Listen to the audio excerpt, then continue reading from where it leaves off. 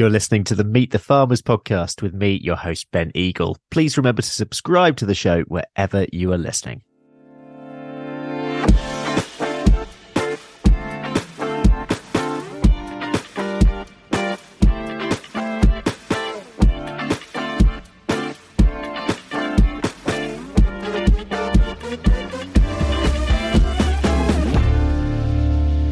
Hello, everyone.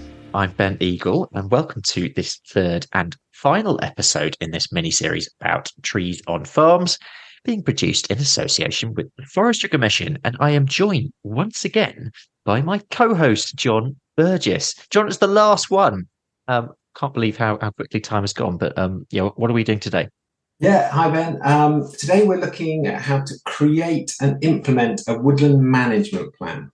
This main starting point for either taking your woodlands into management or improving the management that you're already doing.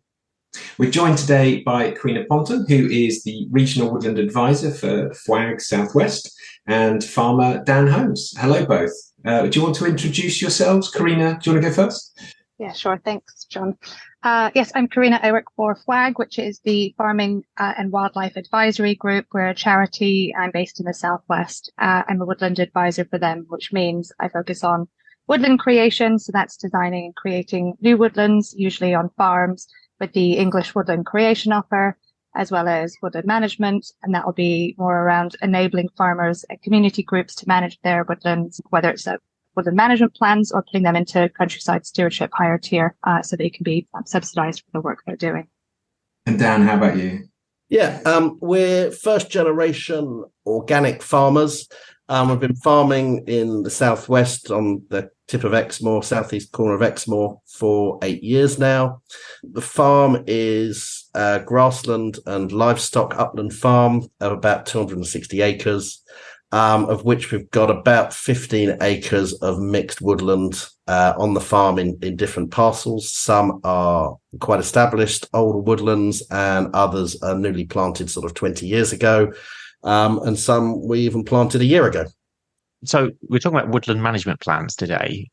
Jon, first of all, what is a woodland management plan and why is it so important from your point of view? Yeah, so the Forestry Commission just really strongly encourage everyone to have a woodland management plan for your woodland, even if the results of that are that you don't actually do any active management. That the process is you think about the woodland, you decide what's important for that woodland, what you want that woodland to do, you set your objectives, and it just helps guide that thinking. It's a way to think about the longer term management, because woodlands trees will outlive us. It's not a sort of a crop that you just plant one year and harvest. It's just a very different process, and it just helps change that mindset to think about longer term goals and how those little steps that we make on an annual basis all accrue to achieving those longer term aims. So yeah, really, it's the starting point for good woodland management. Fantastic. And there are 4 main stages to creating a management plan. Can you just take us through those? Yeah, it kind of feels like a bit of an exam question. I thought I was supposed to be putting the questions, but the answer I would have, I don't know if it's the one you intended, but analyze is the first step to understand what you have. Look at the soils, look at the climate, look where you are. So Dan's wood on Exmoor will be very different to someone in a sheltered valley in the southeast. And look at what the main constraints are to the management of that woodland. You then synthesize that information, how to enhance what you have, how to protect it, how to respond to the threats that you're seeing. This is where you set your objectives. Do you want to have an income from your wood? Do you want it to produce timber that you might use in your farm, create firewood? Do you want it for biodiversity? Do you want it to be fantastic for red squirrels, which are local in your area? Whatever that might be, you set your objectives at that point. You will then put that information down on paper, and Forestry Commission have a template that we use that hopefully make it easier for you as a woodland owner to make sure your woodland is UK Forest Standard compliant, and that's a really important part. If it is, then we will approve the management plan, and that gives you the felling license to go into the wood to harvest the timber legally. Next stage is to implement the plan. That's the actual getting your hands dirty, felling the trees, planting new trees, protecting the trees from deer, whatever that might actually be, the things that you've decided you need to do to achieve your objectives. The final point, monitor, review, rewrite the plan. And that's normally on a kind of 10-year cycle, because that's a sort of a good time frame to think about woodland management. So having kind of explained that, Karina, I'll turn to you. Can you give us sort of a typical example of the farm woodlands that you deal with here in the Southwest, how you would go about writing a plan? So yeah, just the general state of the woodland and what you think about when you're doing that. Yeah, the plans that we have, I like to say they are bespoke because each habitat and each area is unique. But I think over the last 18 months, I've seen some patterns that are emerging and becoming more apparent. There's the farmers themselves, and I kind of class them into 3 categories, although obviously it's a whole spectrum. There's those who are engaged and experienced, and then there's those who are curious, but they need a little bit of support. And then those that are pragmatic and they go, look, I'm a farmer. That's what I do. I grow annual crops, or, I focus on my livestock, and I have these woodlands, but I don't know what to do and I want someone to come in. So, there can be a range within that as well. And then there are the woodlands themselves. And generally with FWAG, we focus on mixed broadleaf woodlands, usually like quite biodiverse, or at least they have the potential to be really biodiverse. They tend to be small land parcels. So that might be pockets of like 1 to 20 hectares of woodland, generally on mixed farms. But we have some larger farms with 80 or 100 hectares of woodland. And generally it's where the trees are planted where it's difficult to go grow crops. So that's going to be on your steep or difficult to access areas. They're often neglected, not always. And that's just we've lost a culture and value for our trees, for our timber, for our biodiversity. And that's okay because we're relearning. And I think a lot of farmers now are seeing that there's this underutilized resource, and there's a lot of potential for improvement. And that's both to the land, to the wildlife, to farm diversification, business strategy, and that sort of thing. So that's generally what our woodlands kind of look like. And then putting the plans together for them, generally there's a lot of information gathering at the beginning. So that'll be applying for the grant. Sometimes the farmers know how to do this themselves if they use the RPA portal. Otherwise, we apply for them. We do an initial site visit, and usually we go around with the farmer, and we either walk or drive around the woodlands, depending on how big the site is. We discuss what they want, their past management, their experience. We develop a service level agreement with them, and that clearly outlines what work we need to do, but also what work the farmer needs to do, because we need to work together in order to achieve an acceptable plan, as you say, as a UKFS and accepted by the Forestry Commission. Once we've done that, I come and do a more detailed site survey. So that'll be looking at the canopy layer, the shrub layer, the ground layer. That'll be the ground flora, levels of deadwood, natural regeneration. We start to look at risks, the diseases, the climate.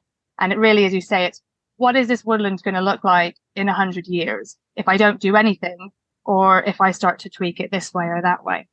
And we do some basic tree measurement as well for the inventory plan of operations.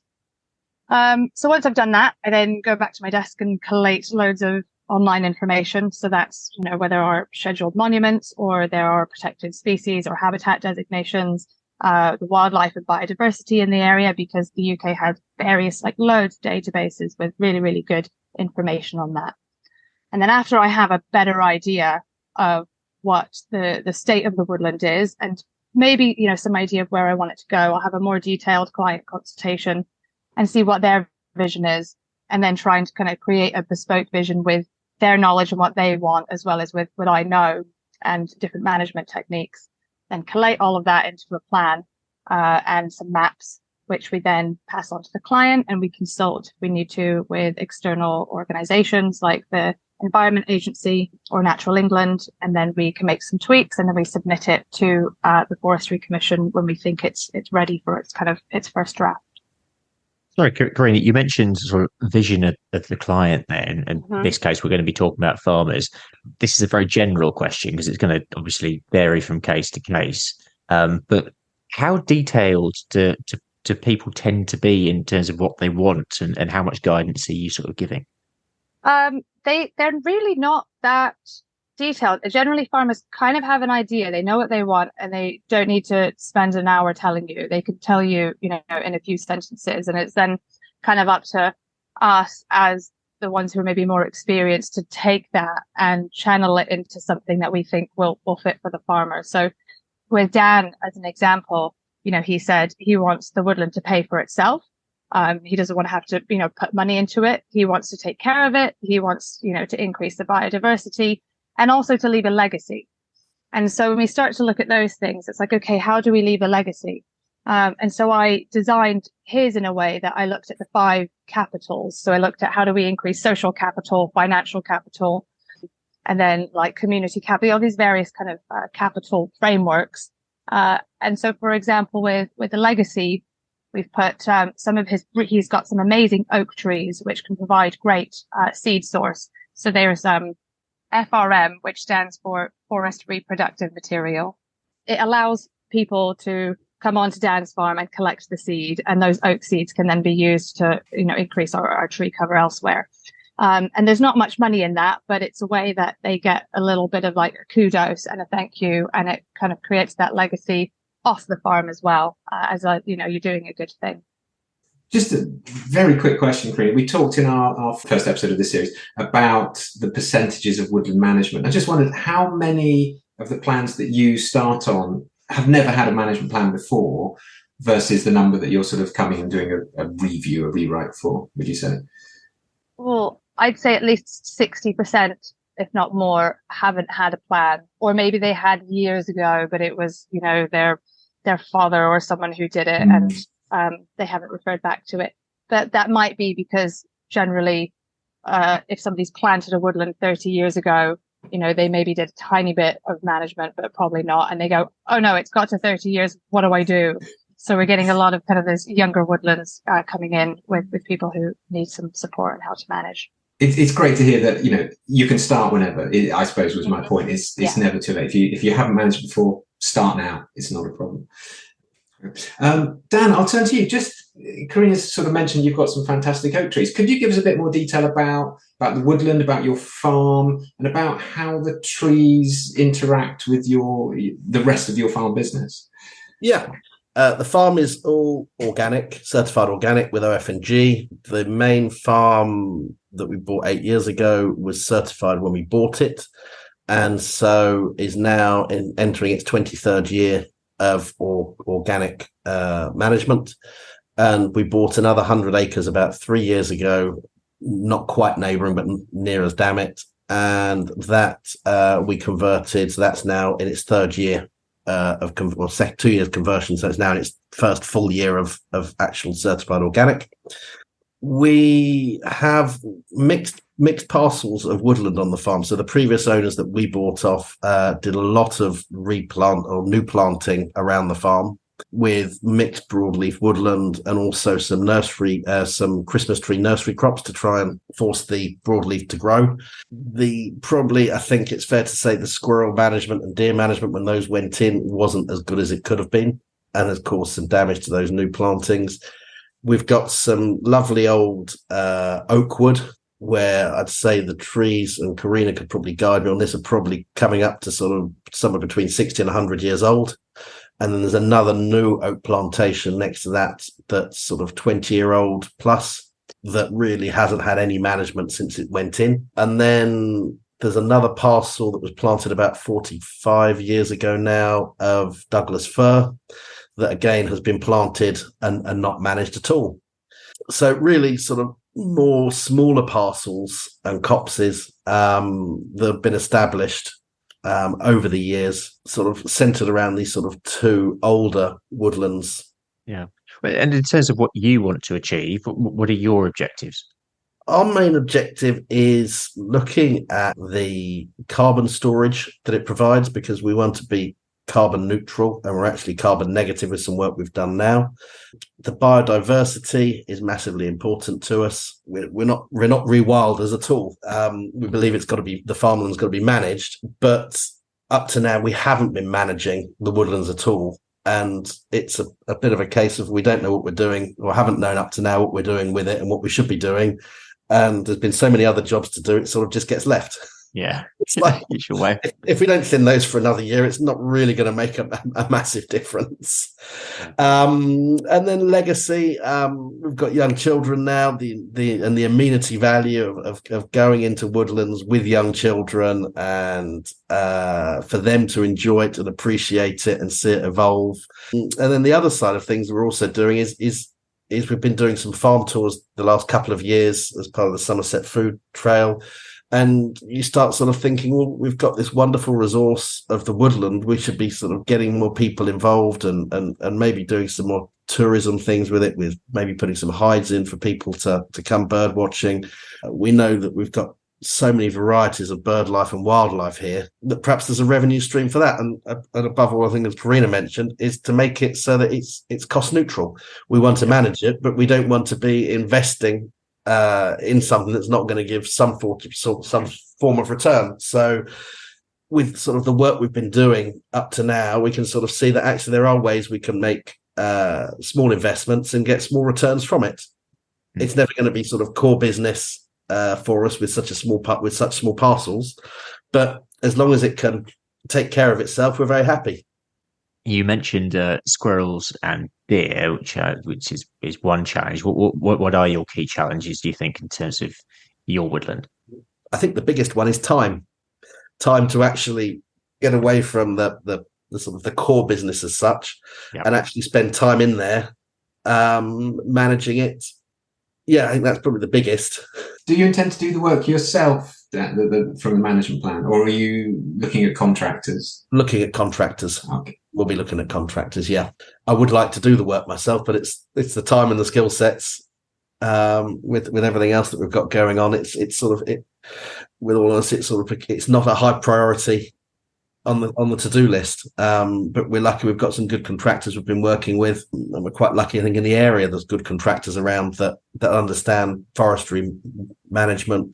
Yeah, and I'm assuming by actually going through the process of the management plan, it actually at least you now have a framework that you can work from, which makes going to contractors that much easier.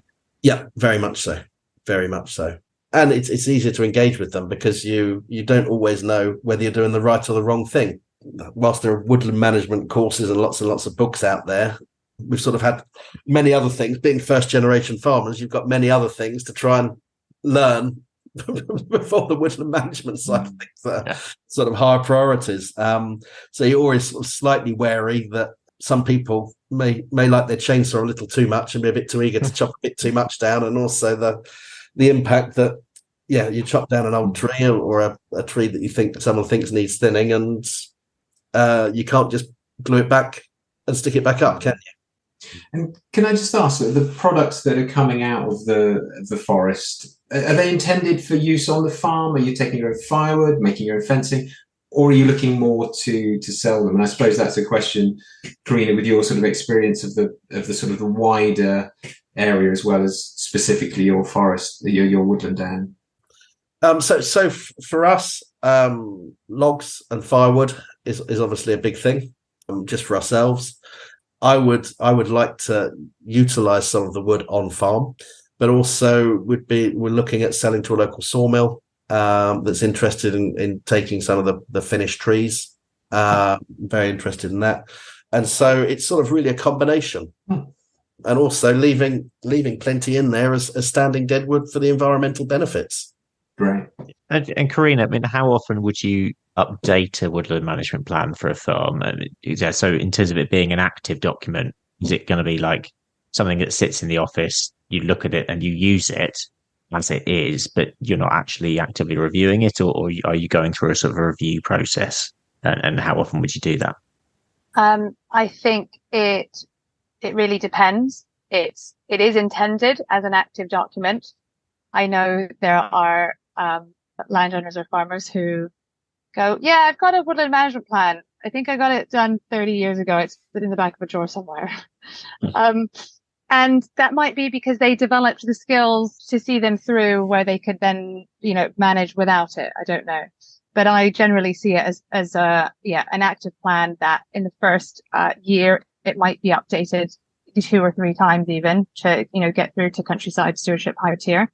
And then in the following years, it would be less so. But yeah, for some of our plans, we try to build in a lot of resilience. So, for example, if there's a woodland with early signs of ash dieback, we'll plan in both a thinning regime for the first 3 to 5 years. But if, they monitor and the dieback worsens in those 3 years, then we've also built in a felling and restocking regime. So we're kind of trying to plan that in early. So there's less work for the farmer, to review it later on.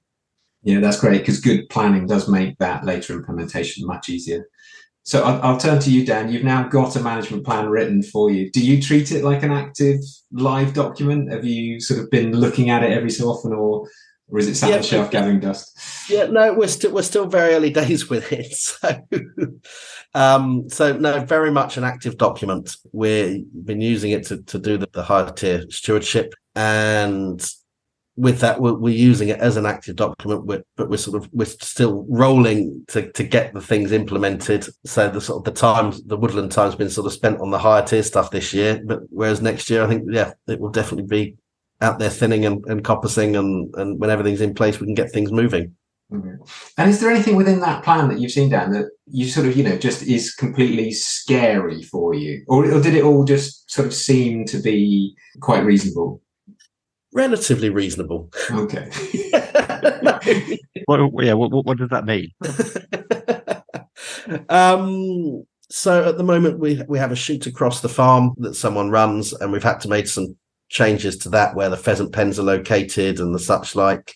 That's all been done now, where to get the pheasants away from water courses. So there was sort of some increased cost in relocating that we hadn't sort of budgeted for. But no, I mean, overall, I think that the thing that I'm always apprehensive about is the thinning and being advised to take the right trees out at the right time. We don't want to strip it bare and start again. That's not what we're trying to achieve. We're trying to achieve sort of some really nice older woodlands for future generations. Great, thank you. So, Karina, Dan mentioned there coppicing, thinning, harvesting. Just to talk about some of those management techniques that you might recommend for a woodland. So let's start with coppicing. What is it? When should you use it? How much have you sort of put into Dan's plan? Dan doesn't have a lot of coppice, but there is some in the hedgerows, which we have included on the edges of the woodland. Coppicing, what is it? It's cutting, generally your broadleaf trees, they've evolved to be kind of hit and thrashed a bit by larger mammals and herbivores. And it means that they're able to, reshoot. And I like to say, so we have coppicing and pollarding. And coppicing is when you cut at the ankle, literally at the base of the tree, and pollarding is like a pole. So it's higher and you're cutting it around the neck. And that's generally where you are trying to prevent your livestock from browsing at, lower down. And tree stalls can be anything from willow or hazel or sweet chestnut. They can also be alder or oak, and you cut them on cycles for different purposes. So you might have 1 year for your beam poles and 2 years for your stakes and binders, 7 years for your fence posts, and then 20 years for your firewood. And then you might have like 30 or 40 year for your sweet chestnut, and that'll be like your roundwood timber framing. So it kind of depends on your management objectives. But essentially it's increases the longevity of the tree because you're cutting and it's regrowing, and it's also very sustainable because you don't need to replant. Dan mentioned about thinning and felling within the plan. So that's mature trees. Do you want to sort of tell us a little bit more about how you would help him select the right tree, which is obviously a concern that he's expressed there? I haven't done much selecting myself. I think that is more of the contractors and the harvesters. I personally work more in coppicing during the winter. It really depends, again, on what your objectives are. If you're going for, your milling, then you want your nice, clean, straight trunks, less than 60 centimetre DBH, diameter at breast height, because the mills might not take that. If you're milling on site, you might want smaller. If you are making furniture, then maybe you're looking for the nice curves because, actually, that curve is great for your benches. So it does kind of depend. But generally, we have our thinnings, and those can be done at different intensities. So we have a low thinning of around 20%, and that's 20% of your canopy cover, generally, not the number of stems. So you're looking up at the canopy and going, how do I increase 20% more light into this woodland, and which stems am I taking out? So, and then you have a standard thin of around 30%, and you can have high thins, which might be 40 to 60% thinning. We are generally trying to support continuous cover forestry, which means we're often removing the worst stems. So taking out, the diseased things, the dying, the things that are maybe impeding on the health of your veteran or your mother trees. So that means your halo thinning. So you might have a big oak, and there might be a couple of competing trees, and you might want to remove those to allow that oak to have a fuller canopy. Other types of felling, you can have coop or group fells. So that's really important where for example, where you have an oak woodland. So oak, they seed really well, but they're very light demanding. So you might see lots of seedlings and go, oh, wow, we're going to have a really, good structure in our woodland for the next 100 years. But if you don't create enough light, those seedlings will never grow. So it's creating, kind of those selective fell areas, to increase those light levels for, light demanding species. Yeah, no, that's really great. It's understand your tree and then work with nature rather than against it. The rule of thumb I always had when I was doing thinning was thin to the best stem, get rid of the rubbish and leave the nice tall straight trees, and favour the minor species, because that increases the species diversity. So rather than just going, I want an oak woodland and thinning out everything else, you end up with an oak monoculture, which is it's not a great idea. But no, thank you for that. Right. One thing I will just chip in, the great thing about having a Forestry Commission approved management plan is that it activates the felling license, and I will get shot by my colleagues if we're advocating felling in any way, timber harvesting, without an approved felling license. So please make sure that's in place in the first thing. So once we've removed those trees, you mentioned about those kind of that group clear fell, making space for the new seedlings, natural regeneration. Just Karen, could you give us just a few thoughts about sort of stocking density, species choice, if you're not seeing the regeneration you want from the trees that are there present?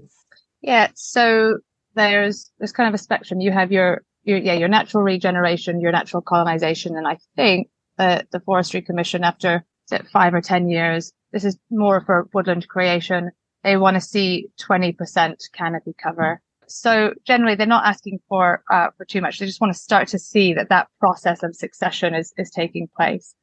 And then we can have lower stocking densities for agroforestry, which isn't really part of woodlands, but, we'll see the sustainable farming incentive agroforestry standard coming in from next year, which might be more like 400 trees per hectare. And then higher again for food forests or more agroforestry systems, we might see like 1,100 stems per hectare. So we want lower density, increased light levels, increased kind of nutrients for, a particular choice of species. Generally, we plant mixed broadleaf kind of biodiverse woodlands at 1,600 stems per hectare, and that's, I think, 2.5 meter spacing. But if you want, timber and, with your conifers, then we'd be planting at a higher density of over 2,000 stems per hectare.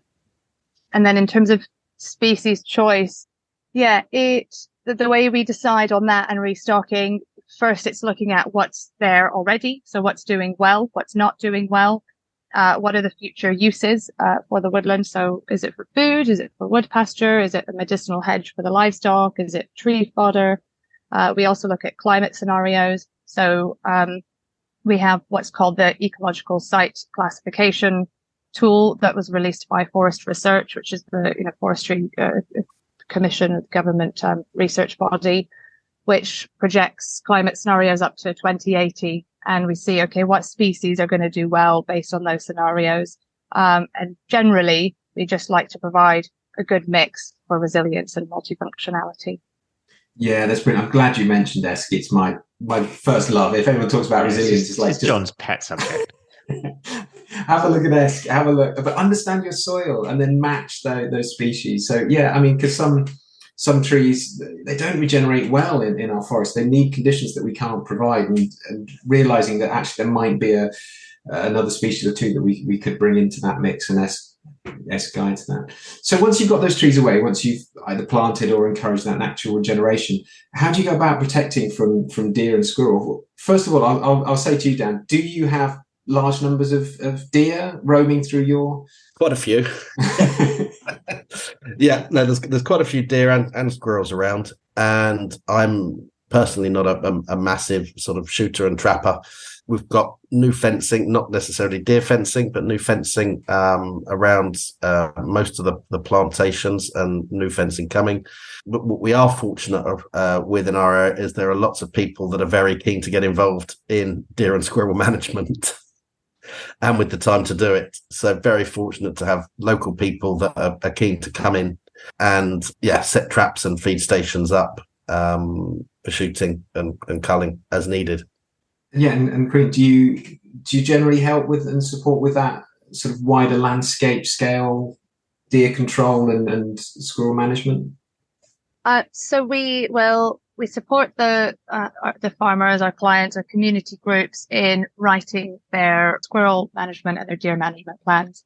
Yeah, it's funny. I had several farmers going into countryside stewardship higher tier this year, and in order to receive the squirrel management funding or the grants and the deer management grants, you have to have approved squirrel plans and deer plans.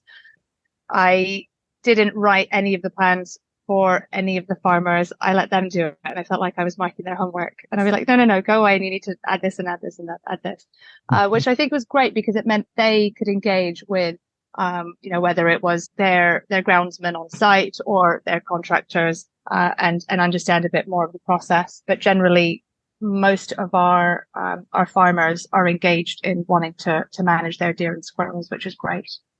Does need to be done at a sort of more than just a farm scale. It has to be a landscape scale for some of these herds that do move through. So yeah, that's great to hear. Just starting to round this up, I suppose.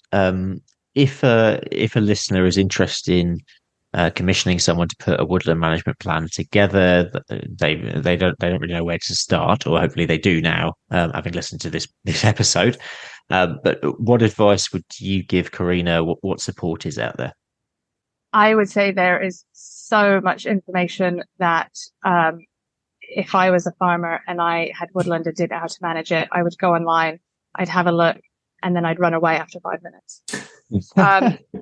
There's so much, there's too much information almost, and there's not a clear way of digesting that. And there are a couple of great websites which I'll mention, but generally there's a lot. It's too much, which is wonderful, but you just have to know how to navigate it. So, the government guidance is absolutely fantastic if you just sit and take the time to read and digest it. The Woodland Wildlife Toolkit is also great. The Landworkers Alliance, which I'm a member of, have a forestry group, which is fantastic. There's 160 people in the WhatsApp group, and you have any question, whether it's what's the price of, oak in this area, or how do I go about this, or what grants are available, someone on there with lots of knowledge will be able to share. The Royal Forestry Society, Woodland Heritage, the Silver Foundation, all these websites, charities, organizations, provide good information. But I would say, there's a lot. So I wish the farmers well. And if they can't manage it themselves, then get in touch with someone like FWAG, because we have 7 woodland staff on our team in the Southwest, and we, can help with those plans, or help you, at least advise you. Maybe you want to do it on your own, and we can at least try and support you in that process. Anything to add, Jon? Yeah, we've talked through the series about that sort of divergence between the skills a farmer has and the skills a forester has, and Karina's put a finger on it there very eloquently. That it just feels like a whole new going back to school and starting again. The key thing I would say is just get someone to help you understand what you've got. Do you have good quality timber? Do you have a problem within the wood? Is it the deer population? It's just an experienced set of eyes can just read the woodland very quickly, and then just tell you all the paths you don't need to go down that would be a waste of time, and can set you off on a course. If you don't feel confident, then do go out and speak. And if you have a woodland management plan, as Dan was saying, it needs to wash its face, it needs to pay for itself. That there is income to be had from a woodland. So if you look at it in terms of an investment, getting some support, bringing in someone like FWAG across the country, there are forest agents and like, but not being afraid to sort of invest a little bit of time and money to unlock the woodlands through a management plan that can then bring in some income that will help cover the cost of that and also sort of, contribute to the farm business. So yeah, but there is stuff online, but knowing where to start, it's good to have just a friendly person. So yeah, and my colleagues and the woodland officers in the Forestry Commission also can, just help steer on those early days as well. So yeah, I think, as you said, Ben, let's start to wrap up. So any sort of final messages from either our guests today about farmers considering making a woodland management plan? Dan, if you knew kind of what was ahead of you, would you have taken that first step? Please say yes. Yeah, I mean, it's something I've been talking to FWAG about for a number of years, actually. And it's sort of, we sort of just kept on parking it to one side because there was other things coming up, whether it was trying to get ahead around mid-tier and things like that. I'm really pleased we've done it. I sort of feel like we have a much better handle on the woodland now, whereas before it was just, we'll leave that, it's there. We go in it a few times a year and it's nice. But whereas now, since doing the woodland management plan, I think I've got a much better appreciation. I think Karina and FWAG have been absolutely fantastic in how they've sort of helped handhold and really put it together. Maybe cajoled a bit, I think Karina could possibly say, to get the information out of us at times. But it's going to where the resources are. There is so much information, as Karina said, and you just get bombarded with it, and can't see the wood from the trees, really. And so to have sort of proper advice and advisors that know it and are doing it and can sort of steer you the right way is really what's invaluable with it. I do most of or everything else RPA wise and mid-tier and that goes with it, SFI. I do all myself. Whereas this and the woodland management plan, I wouldn't have known where to start. So it's you do need those specialist skills. And Karina, do you have any wise words for anyone in the position Dan was in? Yeah, I think a couple of things. One, speak to your neighbours. Just having a friendly chat with someone, and if they haven't done one, then be the one to do it, and then they can ask you for advice. Engage with the process.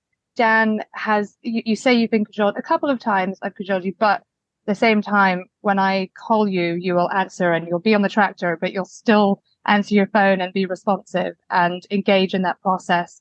And it makes our job easier. And, in the long term, it's going to make the health of the woodland, much, much better as well. And hopefully we can push to get more support for farmers and for new entrants to, get that support for helping them to manage their woodland in the near future. So I look forward to doing more work along those lines. Fantastic. Well, thank you both. Yeah, thank you to you both for coming on here. And I hope that you've inspired, I'm sure you will have inspired lots of other farmers to look into getting a woodland management plan sorted, working with someone like yourself from FWAG. Karina, that is it for today. We'll leave it there. That's also it for our mini series. It's flash by, but really hope that you've enjoyed it. You've got something from it. It's got you thinking more about trees or woodland on your farm. That's critical here. That's really what we're trying to do in the series. But yes, thanks to our guests today, Karina Ponton and Dan Holmes, and also a massive thank you to my co-host from the Forestry Commission, Jon Burgess. Yeah, thanks for having us again, Ben. It's been a blast. But yeah, as you said, time's flown. So everyone, don't forget to listen back to the previous 2 episodes in this mini-series, or indeed scroll back for the first mini-series from last year, which was from December. And if you need any support with forest management, tree planting, woodland creation, do get in touch with the Forestry Commission team. We are here to help, and then we can signpost you through that morass of information that is out there. Yeah, there have been quite a few links and websites, etc., mentioned today. We'll put those in the show notes, so just scroll through that for any extra specific information. But for now, it's goodbye from all of us. I'm Ben Eagle. My co-host is Jon Burgess, And this has been a Meet the Farmers mini-series on trees on farms produced in association with the Forestry Commission. Thank you very much for listening. We'll be back to normal next week on the show. So I will see you again then for another episode. But for now, it's goodbye from Jon and me.